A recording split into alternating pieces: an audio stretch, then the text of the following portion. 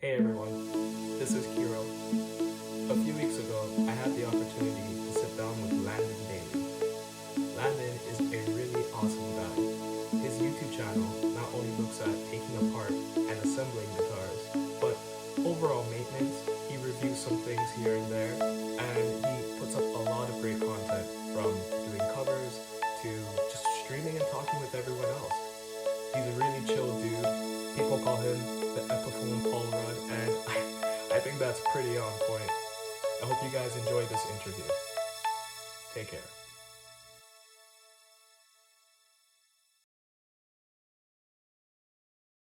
Yeah. I don't mind repeating stuff. Yeah, if you to make this work, All whatever. right, no problem. I'm gonna edit everything anyway. So let's Cool. start back from the first question. Sorry about that. Yeah. Can No, you no tell us? problem. Can you tell us a bit about who you are and what your channel is all about? Yeah. So my name is Landon Bailey, and that happens to be the name of my channel.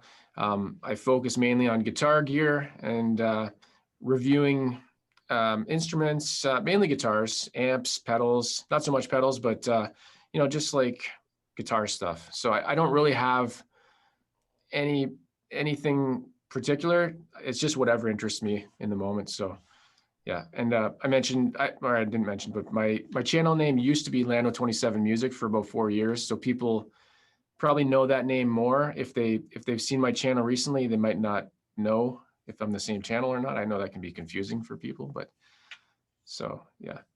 Cool, cool. Can you tell us how you got into guitar, what sort of music you listened to growing up, and what music you're listening to now?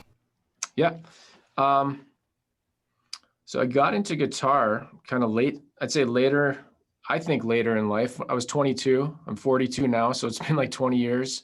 I got into playing because I had a couple of friends that were playing professionally in a band that was signed. They were actually played on Much Music, and it was a band called High Holy Days. They didn't end up making it. They kind of they had one album. They were signed to Universal, and it was just one of those stories where it just doesn't work out. So that inspired me to start playing guitar, though. So I bought a guitar, and then I just self-trained, and um, I ended up starting a band and played in a band for a few years. And yeah, so I'd say my main inspiration was always like British rock, like Radiohead and David Bowie, that kind of music. So and to this day, I still listen to the same stuff. I haven't really caught up with current music. So yeah, I'd say British rock is kind of the thing I always go back to. Cool. Any love for like Oasis, Blur? No, it was more like a little, I know them, I know their stuff, but it was more the alternative. I'm kind of like I like the underdogs, like the stuff that's popular, but at the same time, a lot of people might not know about it, or it's just not super mainstream. So like Pink Floyd, Radiohead, David Bowie, kind of weird spacey stuff, I guess. I don't know. Okay, Best way to describe it. So cool. All right. yeah. Favorite Radiohead album? Most people are surprised. I always say the Bends because it's a rock album, and I just like the guitar in it mainly. So Okay.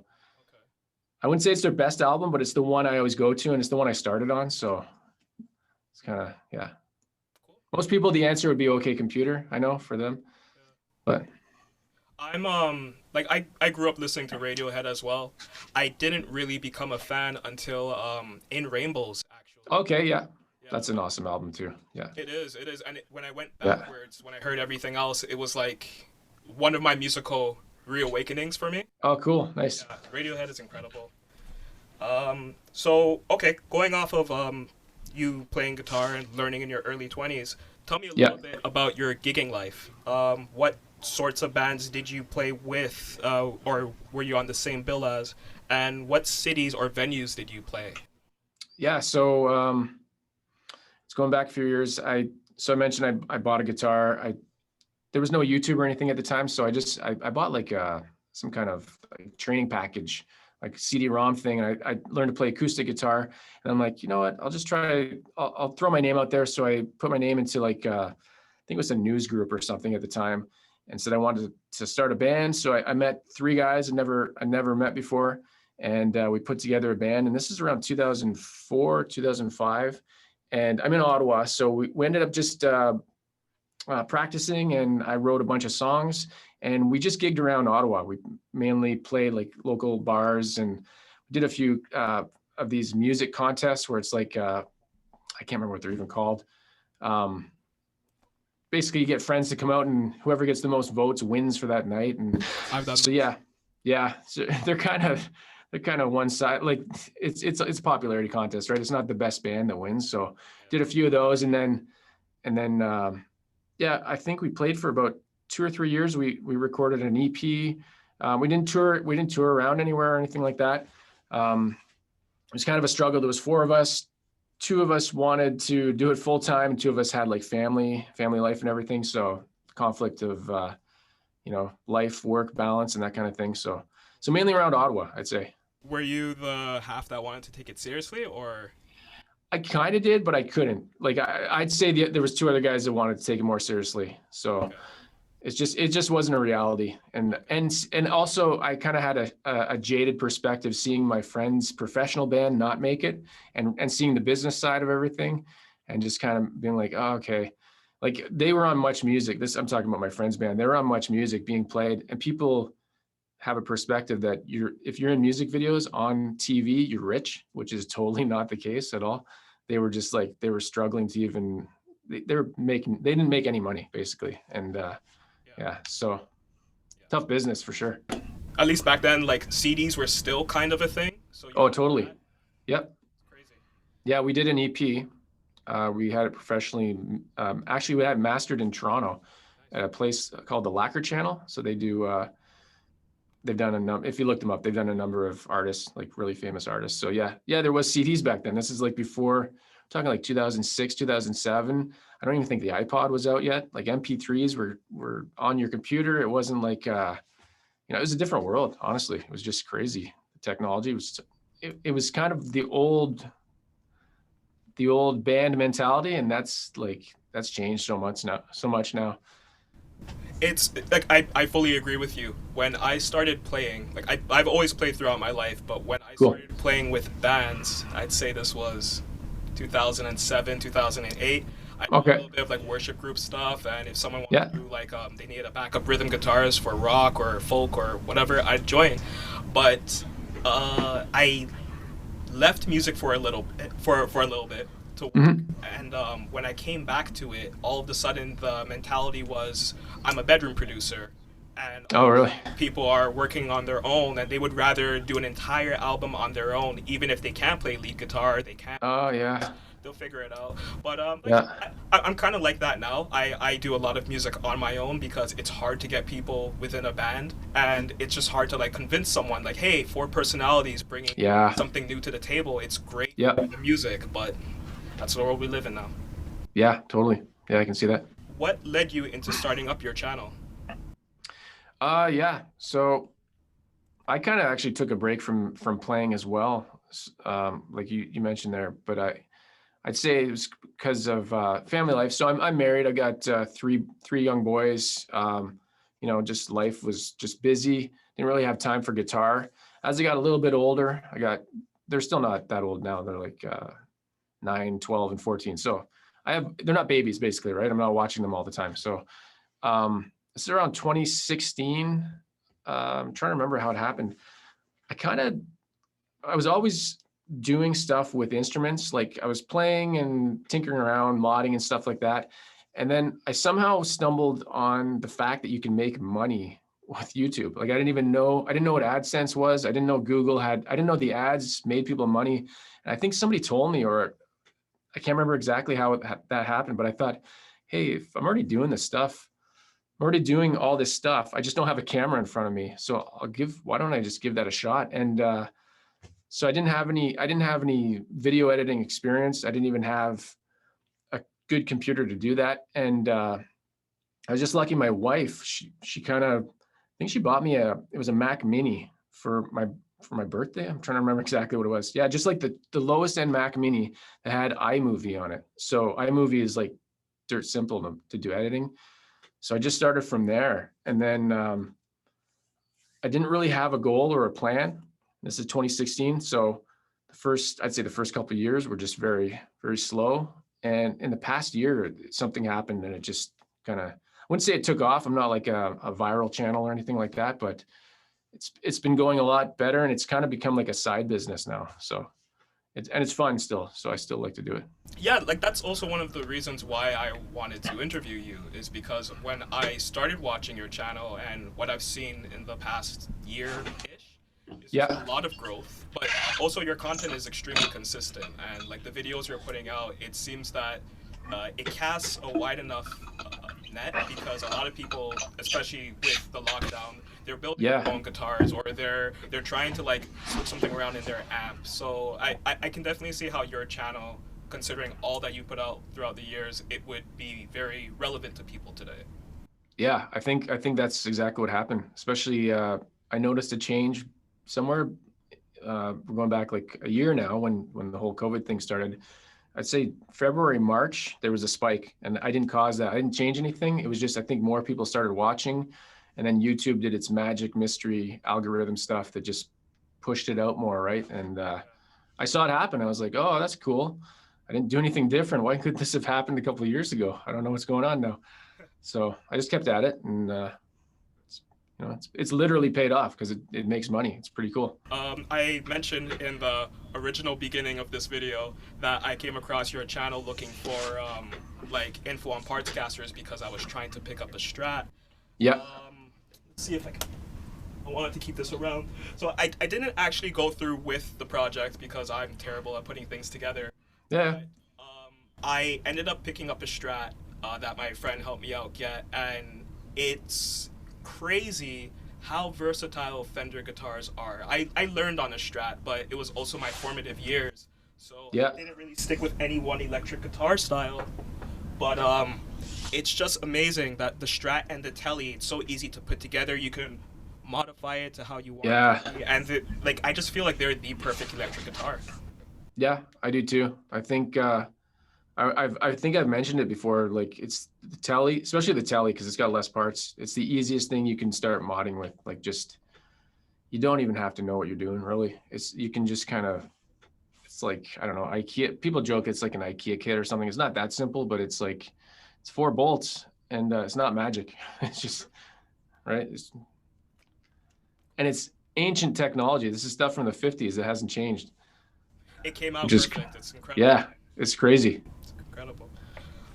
So jumping back to your channel a little bit. Yeah. As I said already, your channel is really consistent with its content, and even though it's only been blowing up for, as you said, like the last year or so. Yeah. Like even going back, some of your videos, such as like you would cover installing reverb tanks or doing simple things like installing a pick guard or a guitar setup. How did you get so handy with guitars? Was it a trial and error thing? Did any friends kind of show you that you can mix and match and reassemble guitars? It was totally a trial and error thing. Yeah. It was just like, the first couple of things I did, like I did a parts cast. I did a couple parts casters before YouTube. Like I just tried it. And I don't even honestly remember how I figured it out. I just thought, you know what, I'll just give it a shot. I'll buy these parts. I don't know what I'm doing. I'm not going to hurt anything or hurt anybody. So I'll just give it a shot. And then my first mod thing was like with a cheap guitar from a company called Monoprice. And I learned how to solder and change out the pickups, and I didn't know what I was doing. So, and it worked. So I'm like, okay, and then I kind of realized this isn't that difficult. It's like, I'm not knocking luthiers or anything like that, but it's just, you can get a basic good sounding guitar with not much skill. I think it won't be the best, obviously, but you can do something. That's one of the benefits of the internet, because growing up, there was so much like mysticism about guitar. Like Fender had magic dust that they would sprinkle on their guitars, and honestly, like I love Fender guitars. I have a lot, Cool. You can build a parts caster that's exactly what you're looking for, and that can easily become your number one. And some of the most famous musicians, as we know, like they just kind of find a neck that works, find pickups that work, a body that works, assemble it, and go on stage, and that's all they need. I know. Yeah, exactly. It's incredible. You also did a lot of pedal reviews at a time, stuff like the Crybaby, Phase 90, Tube Screamer comparisons. Are you a pedal guy at all? I'd say not too much. Like I have a pedal board and I have some effects that I like, but I I didn't find pedal videos were interesting at all. They have a purpose. I try to combine a little bit of entertainment with, I try to do like dry humor and make something interesting. And I just don't find pedals I can do anything interesting with. So I kind of gave up on doing pedal videos. Like I've had companies offer me pedals and stuff, and I'm just like, no, thanks. It has to be something interesting, right? Like if when I make a video, I'm thinking like, is this something I would even watch? That's kind of my philosophy. Like I want something that's got something different, right? I don't think of myself as a good guitar player. So it's not my skills that people are going to watch. And I always say that I'm not like one of these flashy players that people are like, how come you don't do solos and stuff? I'm like, cause I literally can't. That's not my style. Like I'm rhythm singer, right? Like I don't do the flashy stuff. So yeah, pedals, I just kind of push them away. I don't know. Oh, that's cool. I'm kind of the same thing. Well, lately I've been getting pedals to make up for my lack of skill. So okay. I have an always on phaser, and that's an interesting sound for people. Sometimes I turn it off and they're like, "Wow, you sound so different when you play." I'm like, yeah, that's totally what it is. I'm not trying to mask what I can do. I want to mention quickly your Soundproofing a Room series. Yeah. Yeah, that is not only one of your most popular videos, but it's popular outside the guitar community. Case in point, my friend was setting up his own studio. He does voice acting, and like we were just like trying to help him out, teaching him the difference between like acoustic treatment and what soundproofing actually is. And then he came to us like maybe an hour or so later, and he's like, "Guys, is this video going to help me?" And I think it was part 1 of your video series. Yeah. And this was like some months back, but it's just crazy to see that the content that you put out on your channel is that useful. But how did you come across like soundproofing and like knowing how to use like the right mics and stuff? I know you have another channel where you look at tech stuff. Yeah. Is it just something that you kind of came in because of guitar, or you always had an interest? Yeah, it was totally from guitar. So like the soundproofing thing, that's a weird one. That was like a video. So going back a few years, I finished my basement, and I set up this chunk of room, this 8x12 area in my basement. I'm like, I'm gonna do a music room there someday because I wanted to play guitar in my house and not bug people. I had no idea about YouTube or recording or anything like that. It was just like, yeah, I'm gonna soundproof it. So for like 2 years, I just researched. Like I just looked online. I'm like, what's the best methods for doing soundproofing? And I just over time figured out which method would be like, I'm not trying to spend the most money, but I wanted to find something that was good, like it would actually work and be cost efficient, and that I could get in Canada. Because at the time, a lot of the products weren't available. This is like 2011, I think, when I actually did it. And so I finally did the soundproofing, realized a room inside a room and blocking this, having this air gap would help. And it worked. So then I just made that it's like an 8-minute video. One of the first videos I did on my channel is just me sitting in the room. I had no script, nothing. I'm just like talking about the room. And yeah, I guess that video got picked up early on. So it's like, I think it's still one of my #1 videos right now. It's just crazy how that's taken off. And it's not the purpose of my channel. So it's kind of this thing that's just going on and has its own life. It's kind of funny. Yeah. Wait, that's the thing. You never really know what can hit. No. Yeah, you never know. And I get a lot, that video gets so many comments. People like, if you read the comments on that video, it's usually people like, who's here because their parents are driving them crazy? Who's here because they want to hide a dead body and nobody hears the screaming? Like, just the comments are just all over the place, right? And so I think most people get a misconception in that video. They see these foam panels on the wall. You can see some here, right? These are Oralex acoustic treatment panels. They think they can stick those on their wall and soundproof their room. So I don't even really comment anymore because the comments are kind of, they're so, when you get a video that's blown up so big that there's so many comments on it, you kind of lose control of that video and you can't really comment to everybody anymore. There's just too much going on. So the few that I did reply to, I'm like, this is acoustic treatment. The room, actually watch the video, because I know they're not watching the video, right? If they watch the video, they know it's a room constructed inside a room. You can't do that in your apartment, which most people want to do. So it's kind of misleading. At the same time, they just haven't watched the video. That's their own fault. So guys, take that in. Watch the entire video. Yeah, you gotta watch before the commenting. Oh, I get a lot of those, right? They see the thumbnail, they see the title, they don't watch the video, comment. How do you do this? I'm like, it's in the video. Watch the video. It's like, Yeah, and no. like, I guess that's the thing. Like I've always been a YouTube junkie, right? And it's interesting to see how the culture of YouTube has changed over time because more people come to the channel, so, and like more people are like getting on the website, but it's like the comment section has become like this whole separate thing that it brings a lot of good, it brings a lot of bad, but it's just, it's a whole beast, and oh, I know. it's great. Yeah, for sure. There's a thing that people do all the time. It started like in the past year or so. I forget what you call it. It's like they'll put a comment and it'll say like I'm trying to think of an example. I don't know if it's called text meme or something, where it's like they say something and then it's like, and everybody else. It's like two different. I don't have a good example, but I see it all the time on videos. Yeah. Like I don't know if you know the channel Linus Tech. It's a tech channel from Vancouver. He's a huge tech channel. So anyways, he did a video on a projector or something, and the comment says like, Linus says this, everybody else, the world says this. You know those ones? I'm talking about those. Like, and then you'll see like 30 in a row, people just doing the same comment and changing the words. I'm like, what is this? It's like, you know, I see that on Twitter sometimes. Yeah. What is it called? I don't know what it's called. It's like, it's annoying. That's what I call it. Yeah, I know. It's like people trying to be super smart, right? They're like, think they're clever and they're writing these, I don't know. So let me ask, were you like, did you grow up on forums and like grow up with like the Wild West days of the internet? Yeah, I'd say so. Don't you miss those days? It was, I grew up like when I first got online, it was like 1998.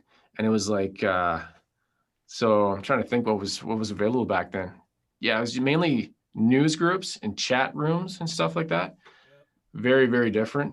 Very different. It's crazy. I kind of miss it. Like I used to be in all the AOL chats and even like the early geo sites for like guitars. Oh yeah.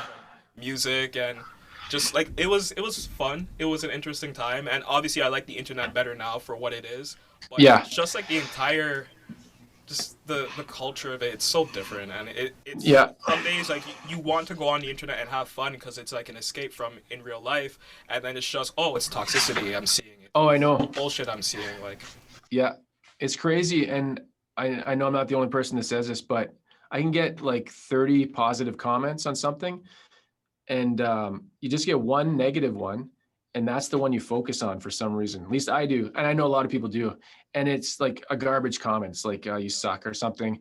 And for some reason, I'm like, oh, I suck. Damn, what am I doing? Like, it's weird how you can ignore all this positivity. I think for some reason, I'm like, as if people are interested in commenting and saying nice things about me. But then you see the negative one, and you're like, oh, that guy's he's got a good point there. But I don't know. It's just a weird. It's like you're saying, the toxicity, right? You're just like, I don't know. Oh, what are you gonna do, right? That's how it is. It's how it is, and I think if you're gonna get into this stuff, you got to expect it. Some people can't deal with that. I've learned to. I take criticism, no problem. If it becomes like a personal attack, like something that's just not okay, I just block the person now. It's that easy. Before, it used to be very tempting to reply to somebody and get into like a troll war, whatever you want to call it, right? I've learned to stop that. So, depending on my mood, sometimes it's still fun, but. And like that's what I miss, like the Wild West days of the internet. You could have an intellectual battle with someone, and there wasn't like maliciousness on their end. Oh, I know. Yeah. Maybe they didn't understand what point you were making, but like you guys could have a conversation, and like even if you go on old forums and stuff, and you see like any old message boards that still exist. Yeah. The way people spoke to each other was so drastically different, and like I know. People talk to each other now, it's like I'm just gonna say something ridiculous because I want to get 150 likes and be at the very top of all the comments. Yeah, I know. I don't get it. Like what's the takeaway? It doesn't make sense to me. I'm not sure. Like I'd say my favorite thing right now is probably Instagram because there's not much talking going on. It's like looking at pictures of stuff. Yeah. I think I've pretty much given up on early on in my channel. I'd try to, like, you're trying to get your name out and people to notice stuff. So I'd post like a link, hey, check out my video on like a Reddit r/guitar. And that's just dangerous. Reddit is just like this dangerous. It's terrible. Oh my God, it's horrible. It's like 4chan, but even worse Yeah. because your mom is on it, everyone else is on it. It's scary. Like, it's just this dirty, disgusting. I mean, it has its purpose and it's got interesting things, but at the same time, it's just like it's like an out of control, crazy person or something. Yeah. It's like you can't do anything about it. It's yeah, man. Well, on to brighter things and more positive. Yeah, I know. No problem. Let's talk about Telecasters. Sure. What draws you to the Telecaster? For me, it was Radiohead, and not knowing anything about guitars, you just watch, like, I think a lot of people are inspired by a sound or their favorite player, and we're like, oh, what are they playing? What is that guitar? And I didn't know anything about guitars, and I found out it's a Telecaster. Okay, I'll buy one of those. And that's really how it started. I bought I still have it. I don't know if it's somewhere around here. Oh, it's over there. It was 2004, 2005 standard Telecaster, they called it, made in Mexico. I bought it at Steve's Music in Ottawa, and that's what I learned on. No, actually, I had an acoustic before, but that was my first electric. So shout out to Steve's Music. I go to the shop in Toronto. Oh, cool. I've never been to that one. Apparently I don't know if the one in Montreal is the biggest or the one in Toronto is the biggest. The one in Ottawa is nothing like amazing, but I haven't been down in a few years. So is it one floor or two floors? Or? It's like kind of two buildings attached, and then there's like drum section upstairs. It's kind of weird.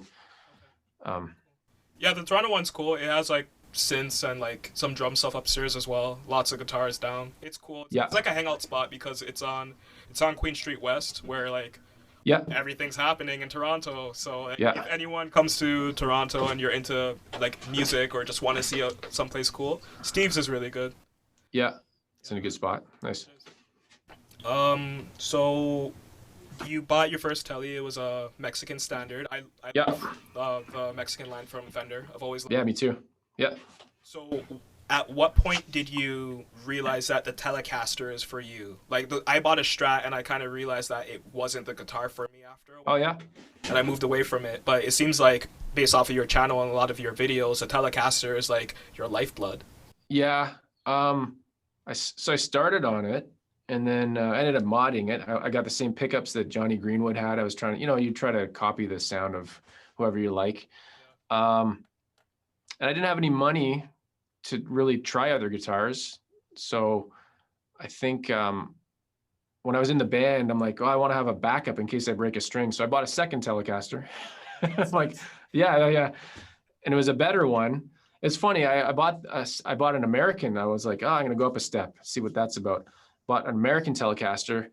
I'd modded this Mexican one. Ended up liking the Mexican one better just because of the pickups in it. It's weird, right? Like, you just end up liking a sound.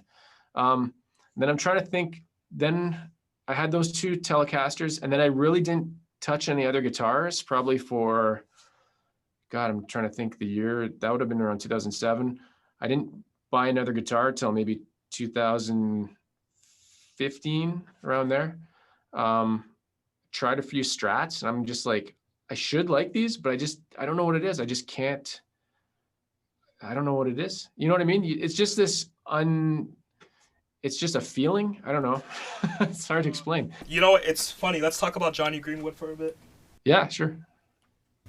It's not the same kind of guitar, but I was really, I don't know, something about a Telecaster with 3 pickups. Oh, cool.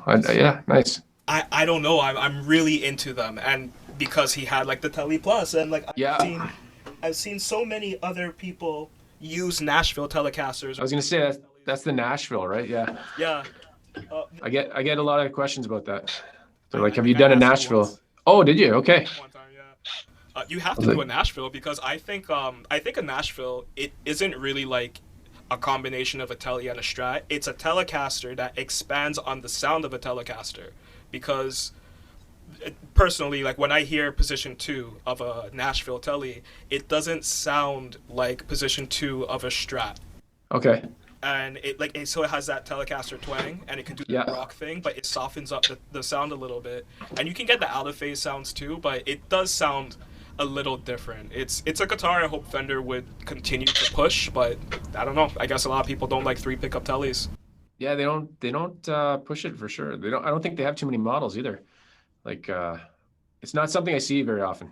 That's for sure. What Telly pickups do you like? So I've tried a bunch. The ones I like the most right now, they're called Twisted Telly. I think they're a custom shop. And it's weird. I tried them in a guitar. I'm trying to remember what guitar. I've swapped around pickups and stuff. I tried them in one guitar and I didn't like them. I ended up putting them into a different guitar and they sounded amazing. So that made me realize I'm like, oh, it's not just the pickups. It's like something to do with the neck or the body. Like I wasn't a huge believer in tone wood and all that stuff, but I'm like, yeah, I think actually this stuff does make a difference. All the pieces make up the guitar, right? So I have a Twisted Telly in, I don't know where my guitars are right now. It's a white one over there. It's a white Telecaster that I have. And yeah, the Twisted Telly, they're supposed to have like a glassier Strat sound, which I don't find they do in this guitar. I don't know, they just sound really good. And again, it's a thing you're like, I find it funny when people talk about guitar tones and like pickups and descriptions of sounds and stuff like that. It's such a mental thing that like only you can explain in your own head, if that makes any sense. You can't tell people ask me like, what's the best of this? I'm like, what does best mean? There's no best. It's just a word that gets thrown around, right? It's true. How many times have I heard this guitar has more bite, snarl, snap? Oh yeah. Yeah. What does snap mean? What does that mean? Like Jazzmaster's quacky pickups. I'm like, quacky? What do you mean it's quacky? What are you saying? Duck, like... Yeah, I know. It's like these words, right? It's got more growl. Yeah. Oh my gosh. But it's muddy, you know. I don't get that. Like, okay, if it's muddy, then like, are you looking at your amp as well? Yeah, yes, some guitar pickups aren't very clear. They're not. Yeah, the highs are not there, right? That's what they're trying to say. It's just like they should say that more often. Yeah. Like, do you want a guitar that has more treble? Do you want a guitar that has scooped mids? Like, it's all these words and these jargon and stuff. But it adds to the fun, right? Mm-hmm. Totally. That's why it never ends. It's true, and that's why we have so many. Like, I don't think I'll ever stop getting guitars at this point in my life. Even if I stop playing, I can always be like, what does that Telly sound like? What does this Strat sound like? And I'll pick it up. Yeah. And sometimes it becomes just a visual thing. Like I bought a Squier, a purple Squier from Andertons. I don't know if you know Andertons in the UK, and it was a limited edition. I bought it just for the body, which is a total waste of money. But I ended up modding everything out, and I just have it for the purple. It's I think it's hanging up. I don't know if you can see back there. Yeah. It's that one there. It looks black. It looks black in the dark, but yeah, it's got like a sparkle metallic, which is just crazy. I've never thought I'd buy a purple Telly, but whatever. That's why I like Fender too, because with the Squier range, you see them use a lot of really interesting colors and like even like body shapes or configurations that may be a little different and non-traditional.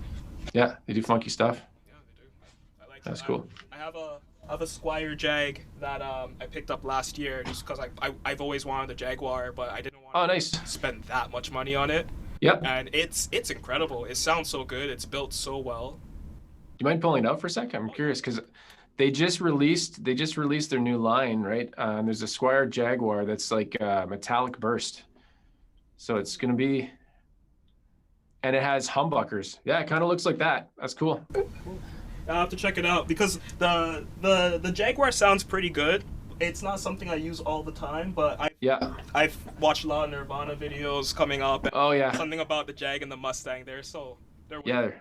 Yeah. You've covered other brands on your channel, not just Fender guitars. Harley Benton, Godin, Epiphone. In fact, you actually have an Epiphone giveaway happening right now. Yeah. Can you tell us a little bit about that giveaway and your previous giveaways and why you build these guitars and decide to send them out to anyone in the world? Yeah, for sure. So the Epiphone giveaway. So last year, trying to remember when it was. Later in the year, I just done basically Fender, and people are like, "Hey, are you gonna try out anything else?" I'm like, "Well, Gibson is crazy expensive. I'm buying most of the stuff, right? I'm not going to spend, like, honestly, you're going to spend like at least $2,000 on a Gibson for something. So I'm like, let me check out these Epiphone. And I played one before, but I heard good things. And I'm like, oh, these ones have P90s. And I was really interested in P90s. So I bought the Junior, the Epiphone Les Paul Junior. And then I bought the TV Yellow Special. So it's got two P90s and the other one's got one P90. And I did reviews and videos on them and stuff. Videos did okay. They're not doing like, I think more people come to my stuff for the Fender videos. And yeah, I just decided the yellow one, I was going to start the year off by doing more giveaways this year. And I'm just going to give that one away to, so I have the contest running. It's basically just a video I make and people just have to comment, subscribe, whatever. And I just randomly pick somebody after 2 weeks and then send it off. So I try to do these. I started doing them last year. I noticed I don't know the right word for it, but there's a lot of big channels that I know they're making tons of money. They get all this free stuff. I don't see them giving back anything. I'm like, you know what? I can afford to send off one guitar here and there. So why not? And people, it's kind of like it's a win-win. It gets attention to my channel. Somebody gets a free guitar. It's I don't know. And honestly, that's really cool. I want to say on behalf of like people who come to your channel and stuff, like thank you for doing that. Oh yeah. It's something I've also noticed. Like as much as I appreciate the content that a creator will put out, at a certain point, it's nice when you're getting all of this gear given to you at a discount, and yeah, you're getting all these numbers and you're making money off of like AdSense and stuff. It's good to give back like, every once in a while, and then also like it does help the channel too, because people want to come back and they want to see like, oh, what giveaway is he doing, what contest is he doing? Yeah, for sure.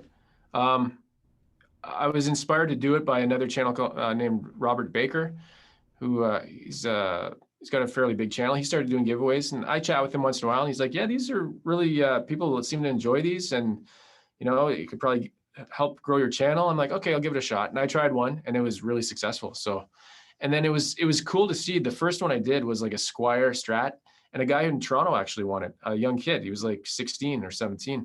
So I'm like, that's awesome. This might be, I start thinking ahead. I'm like, maybe this will be what gets him. I think he's already playing guitar, but maybe this will inspire him to do something. Like, I think long-term, like, you know, this would be cool for somebody if, hey, I won a contest when I was a kid and this guy gave me a guitar. Not that I want to be remembered for this stuff or anything like that, but it's just like, it's cool to think that this could open possibilities for somebody, right? Just one simple little thing that $200 or whatever, right? Who cares? So. Well, good on him. I'm happy he has the instrument. I hope he sticks with guitar. Yeah. And I made it open worldwide, so I pay for that shipping, and it can be crazy expensive. Like I sent one to the UK at Christmas, not realizing how much that would cost. So just to give you guys an idea, I don't mind giving numbers and figures and stuff. It was sent to, I think, Southshire, England. I'm trying to remember which guitar it was. I got a Donner guitar. This company named Donner gave me a free guitar, like totally free. That was the first guitar I ever got for free. I think it's worth $150. I shipped it out to England. It was $258 to ship it. And that's on the boat. So that's taking 4 weeks. So if I had sent airmail, it would have been like $450. Wow. So now I can understand the whole shipping thing, why people are hesitant to send stuff. But I'm like, okay, you know, I'm not doing it that often, and I'll take it. It's fine. That's crazy. I want to shout out Donner quickly. I have some of their pedals.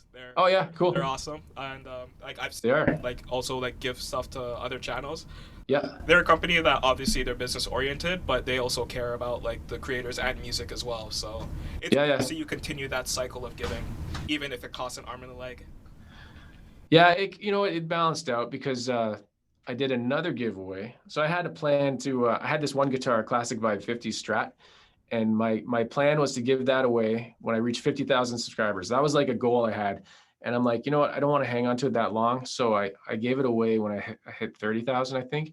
And the guy that won it actually lives in Ottawa, like 30 kilometers away, 30 minutes away. So that one cost me nothing to send away. So I'm like, okay, that just kind of balanced things out a little bit. And I had no idea, right? Guitar Karma. Yeah, totally. Yeah. Let's talk about a few of your videos. Sure. If you don't mind, I want to mention some of these numbers just Yeah. to let you guys know, like, keep up with YouTube, and it will pay off. If you love it, it will pay off in the long run, because it's about the love of the concept that you're doing, right? You're building a custom Fender with a roasted maple neck. I believe that was the David Gilmour inspired Strat. Yeah. That has 180,000 views, and that is an incredible in-depth video that really shows you just assembling a guitar and getting it really close to like what a guitar that you could be inspired by, like what it would look like. The Butterscotch Telly comparison is awesome. Like that, I have a honey blonde Telly made in Mexico. Oh, cool. Again in Nashville.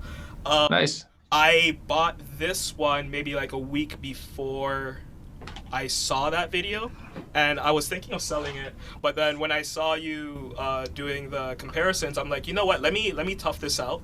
I like this Telly, and I like the color. Just something about like a butterscotch or like a blonde, that color for a Telly. Totally. Yeah. And that was just such a fun video.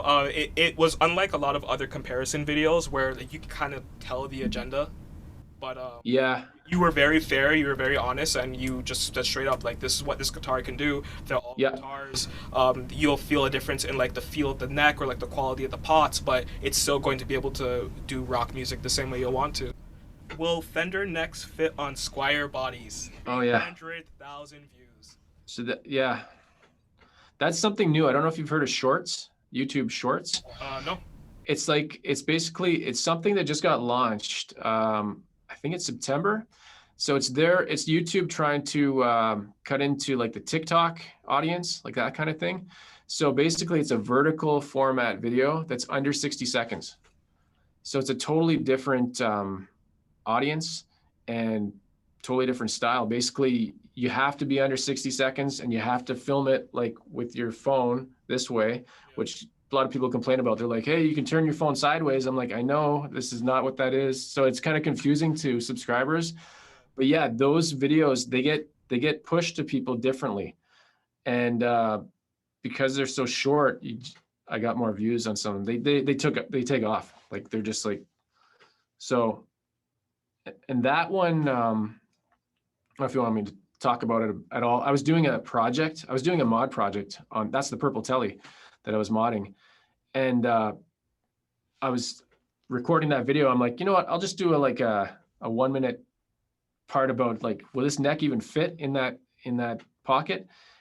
I didn't know for sure because I assumed it would, but and that's all that video was. So a lot of comments, a lot of toxic comments on that. They're like, yeah, it's a Squier. Of course it will. It's made by Fender. Blah. I'm like, and then the few that I replied to, I gave them the link to the full project video I did on the purple Telly. I'm like, this is why I did it. Because a lot of comments were like, why are you doing this? Who would do this?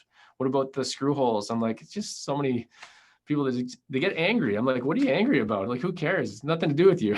It's just like, I think they're just looking for something to get angry at. I think YouTube comments, or comments in general, even like on news articles and stuff, that's people's frustration outlet. They're using it to like spit out their anger in the world. And it's just like an easy way to do it. So, and they get a response sometimes, right? So it's like justified.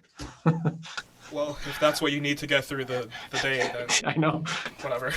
Yeah. Oh, wow. So staying on YouTube, recently, earlier this week, you released a video about like a paid promotion issue that you had. Do you think you could tell us a little bit more about that, just so we can get an idea of like what happens behind the scenes with channels, and maybe this for people making their own content? Yeah, for sure. So YouTube, I'm trying to remember, I don't know how far back this goes, but you're supposed to disclose in your videos if you're given a product, like if you're paid, or they have all these guidelines you got to follow. And they implemented this checkbox basically when you're uploading your video. The checkbox says something like, this video includes a paid promotion. And they just want to have transparency so people know if it's like, if it can be trusted, that the review is honest and everything like that. So I did a video, I'm trying to remember exactly what happened. I bought a guitar. This is the Godin guitar. I bought that guitar. I reached out to them. I said, hey, I have a YouTube channel. I'd like to try out one of your guitars. Can I borrow a guitar? Like I just asked if I could borrow it. And they said, well, we can sell you one at a discount, like they call it like an artist deal or something. And it's also a B stock, like a factory second, they call it. So we'll give you a discount on it. I'm like, okay, cool. So I mentioned that in the video. I said, this is this guitar, and I got a discount. So I'm not paid for it. I'm not being paid by this company.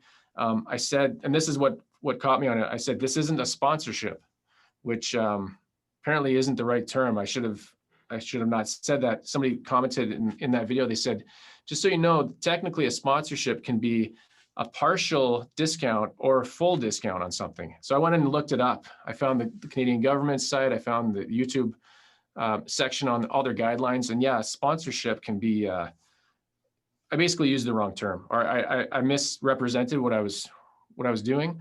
So I want to make a video to clear that up, because I think a lot of people don't know this stuff. I didn't even know about this stuff till recently. I didn't realize you need to like, I don't know what the actions can be taken against you if you don't disclose this, and somebody says like, hey, this guy's getting free stuff and not talk, YouTube prison. Yeah, YouTube prison. Well, it's like in Canada, it's called the Competition Act, and it's actually justice. Like the federal government's like legal department has this whole thing. And I skimmed through a bunch of it, and it was like, if you don't, it's not just to do with YouTube really at all. It's just like common practice in business in general. So I just thought, I see other channels, I see other really big channels, and I know they're getting free stuff because I can kind of see things from a different perspective. When I'm watching videos, I can recognize products and stuff. I'm like, how did that guy get that thing? You can't even get that in Canada or something like that, right? I'm like, okay, so this guy's not doing this. So I wanted to make this video to like raise awareness. Hopefully more people can recognize shady things if they're going on. And then I know a lot of people say, I'm influenced, but I make the final decision on everything. But there's a lot of people that don't have that ability, right? They'll just buy something. If somebody says, this is good, buy it. They'll go out and buy it. They can't even think for themselves. So I don't know. That's the gist of it. Like, it's just sort of an influencer. Yeah. And I even say in that video, I'm like, I hate the term, I shouldn't, I guess, but I hate the term influencer, and I hate the term content creator. I don't know. It's just weird. I'm like, I'm just making videos. I'm just a guy. I'm not these things. It's a label, right? So you're like, you're an influencer. Sounds like, what? Doesn't sound nice. It's very strange. Yeah. And like, I think going forward, like, there's nothing we can really do about it, right? The rock stars are influencers. I know. YouTubers get signature guitars now, which is like, I get it, and I agree with it, because there are a lot of excellent YouTubers that have done pretty much their entire careers playing in front of the camera in their bedroom and stuff. But it's just crazy that the next Jimmy Page may be a kid in like Massachusetts just doing videos in their bedroom. Yeah. Yeah, and especially seeing both worlds, right? You've been around long enough to see the way it used to be, and then what's going on now, right? A lot of like you said, I think you said bedroom production, like Billie Eilish and that kind of stuff. It's like that was in their bedroom. Like like no involvement from the music industry. They just did it on their own. It's crazy. Do you think that's a good thing? I don't know the business side enough to know. I don't know. It's weird. I think it's maybe inspiring for some people, but I also think I know there's kids for sure that say like, when I grow up, I want to be a YouTube star. And it's like, that's maybe not the best. I don't know.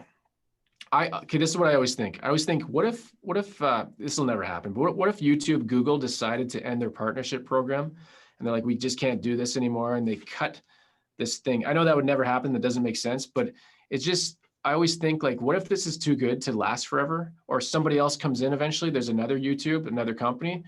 It seems like we're talking about the Wild West. YouTube is kind of like, they're the ones doing it all right now, right? They're the monster that's doing all this stuff. I'm not criticizing them. They were there first. So is it sustainable? Like in 10 years, think about 10 years ago, YouTube wasn't the same as it is today. Not at all. Where are we going to be in 10 years? I can't even picture what's going to happen in 10 years. Like just, right. We're going to have floating smartphones that hover and crazy. I don't know.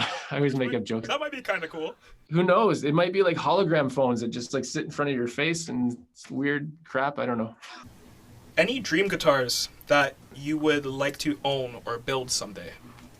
I have a dream guitar on the way, actually. I ordered, and this is to do with I think it's to do with COVID lockdowns and all that stuff. There's a lot of delays in manufacturing right now. So it's a Fender American Original Telecaster that I ordered in August. And the estimated time of arrival was originally October. And then actually I ordered it from a store in Toronto. I don't know if you know LA Music. I do. So they're like, yeah, October, and then November, and then, okay, I guess not this year. This is talking about last fall. They're like January, and now we're looking February. So I don't know, maybe sometime this year. But that's like, well, now they just introduced some other new stuff, but that was basically like their top of the line before you go up to ultras and then custom line. So it's like, and it's like the traditional 52 Telly. So that's what I've always kind of wanted. It's all nitro, and it's just like, yeah, I'm like, that's pretty much as high as I'd go for spending on a guitar. I kind of have like a limit. Like I don't think I'd ever buy a custom shop, even if I had the money. Who knows? I don't know what I'm saying. I saw a custom shop guitar that I am now gassing over. I would never buy it, but like when I saw it, I'm like, I don't even think I could assemble this if I wanted to. Yeah. It's crazy how they get it. Yeah, so that's one that's beyond that, no, I don't really, I just want to get better. And I think that's like, that's my main goal, just to practice more and get better. Okay. Yeah.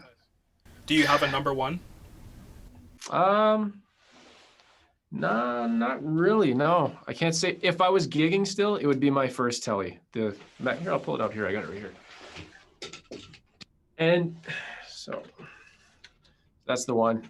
I changed everything. It's been modded so much, like, but this would be my number one because I gigged with it for like 3 years, and it's just, I know it's no issues, right? I'd never have to worry about it. So, I was going to say something, but I forget what it was.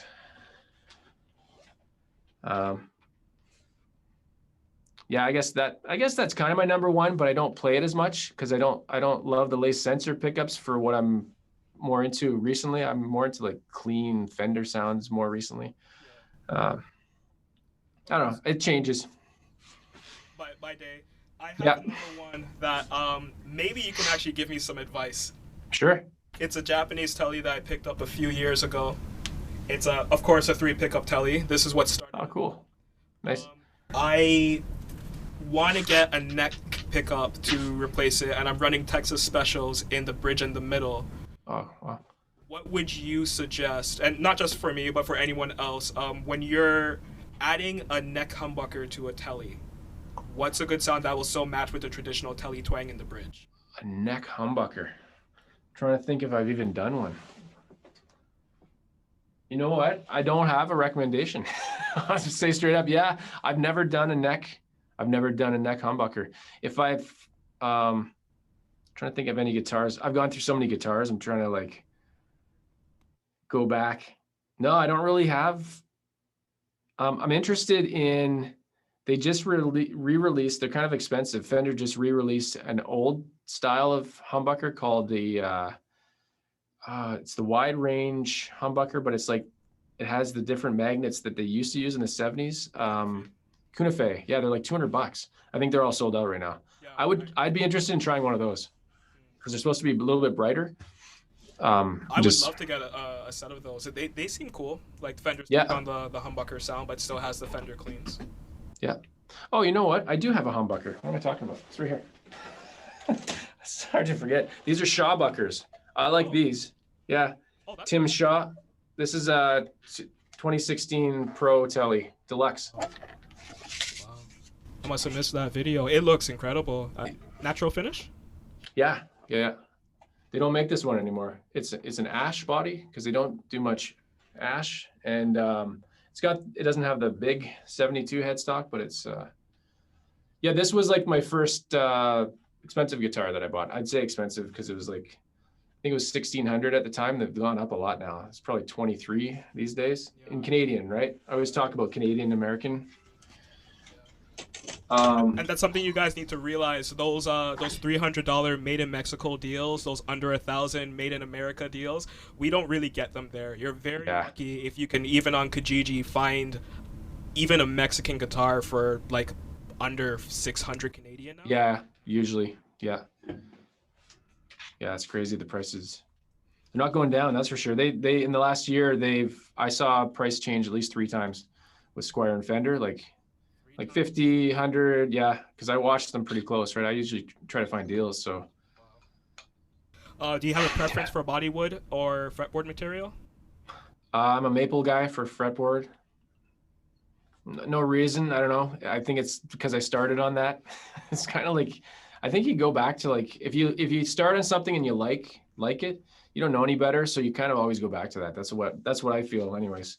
Body, no, I don't really have a preference on body, and I don't really have a preference on neck shape either. I've realized that I can try different necks. I don't really like sticky, glossy necks, but I'm okay with them. Like there's nothing I've played where I'm like, I can't play this, and I put it down. I'm just like, I'll try. Like I can figure it out. They just feel different, right? Okay. Totally. Wild guess. What will live music look like in a post-COVID world? Oh, yeah, that's interesting. I've actually tried to think of that. I don't know. It all depends how things go, I guess, right? Like, I just can't visualize, like this is changing a lot of people's mentality about like, I don't know. That's a tough one. I hope it can come back to normal, but I just can't picture, like I picture playing in pubs and bars in the summer and stuff, and just the sweat and the moisture in the air, and just like, it's an environment that breeds what we're trying to prevent right now. So unless we totally eliminate it, I can't see it going back to complete normal for quite a while. Like, it's just going to be a tough thing, right? Like, I don't know. Yeah, it sucks, right? Because like there's live concerts are really fun. They are. I miss them so much. Yeah, you can't recreate that any other way except having the audience, and there's an energy, right? When I was in Niagara this past summer, they barely follow protocols.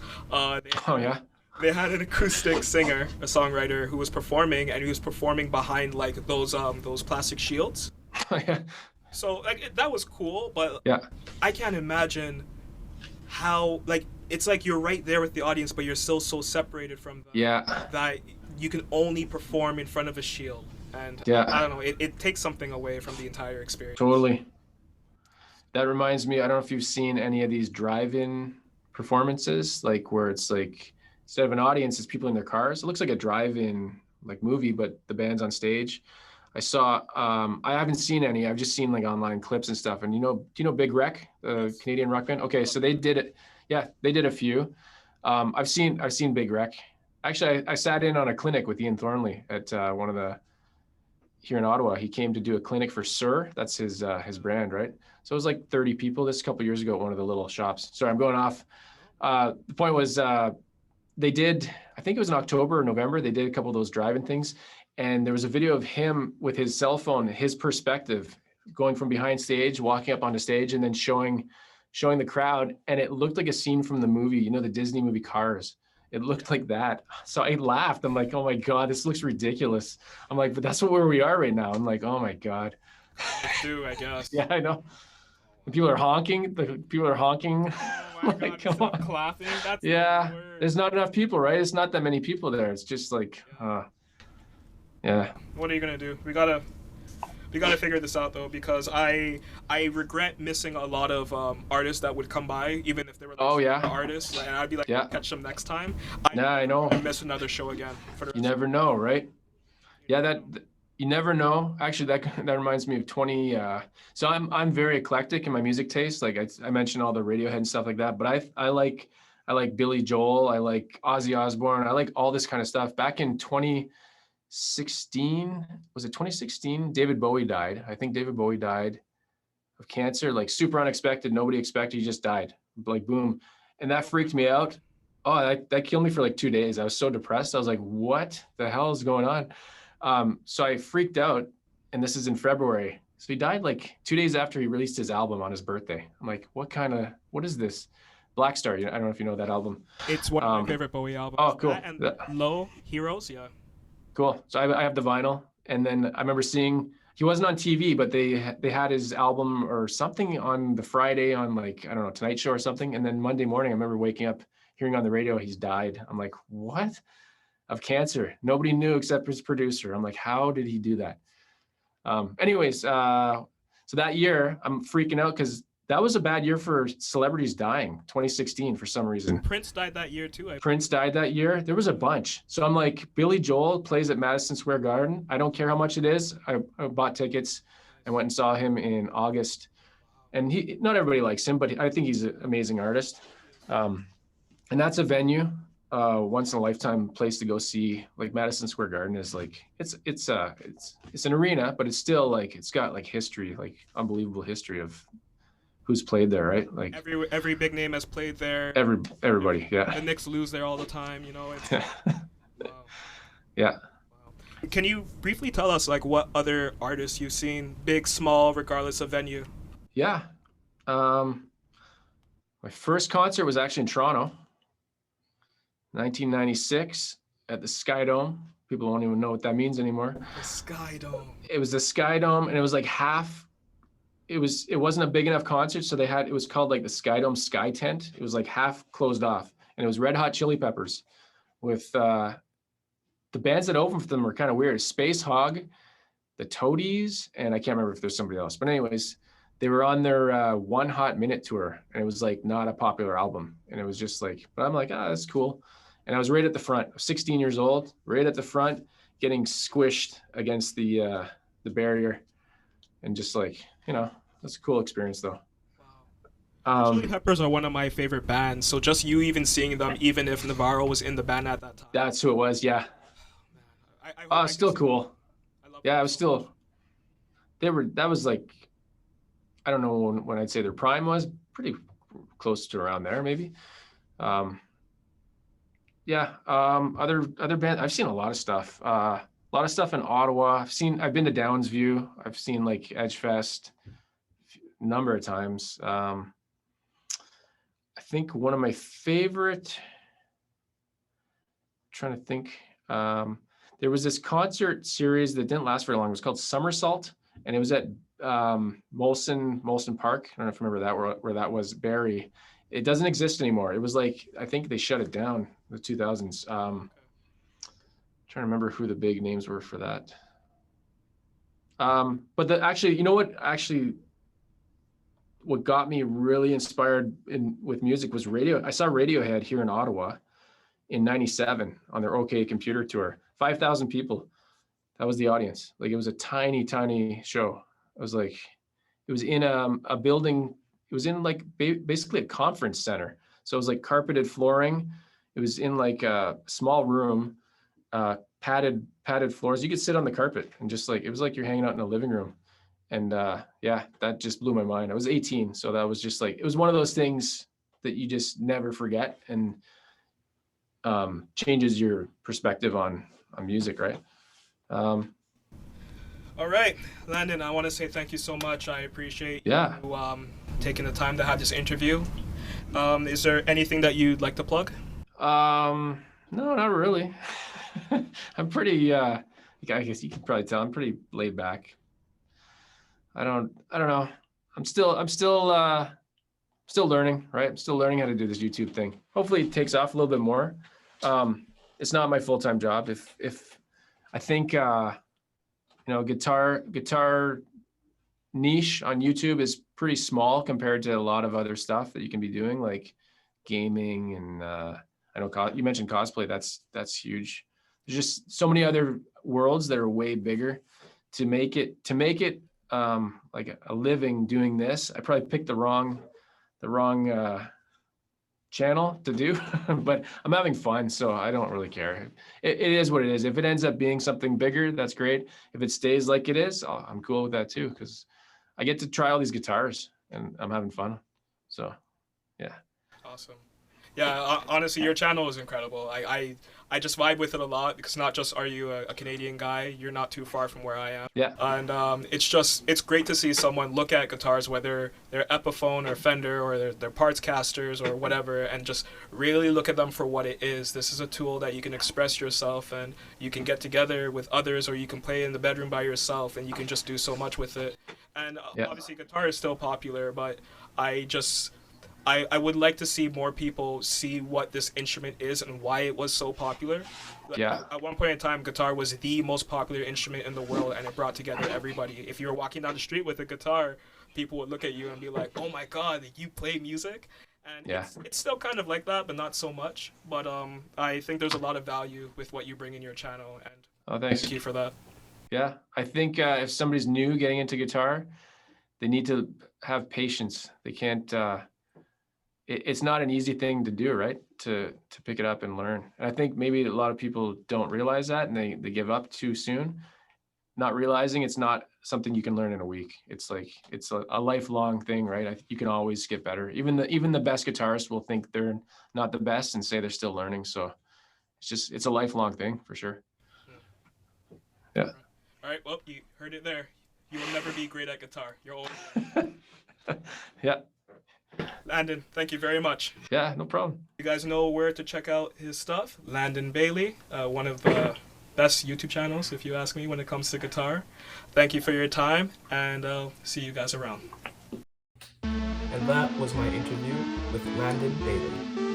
I hope you guys enjoyed it as much as I did. Please, in the description below, check out the links to his YouTube channel, his social media, and his blog, where he goes into detail about a lot of the content that he puts up on his channel. Of course, please feel free to share this video with your guitar playing friends, and I have a feeling that we'll be talking to Landon again in the future. Take care, guys.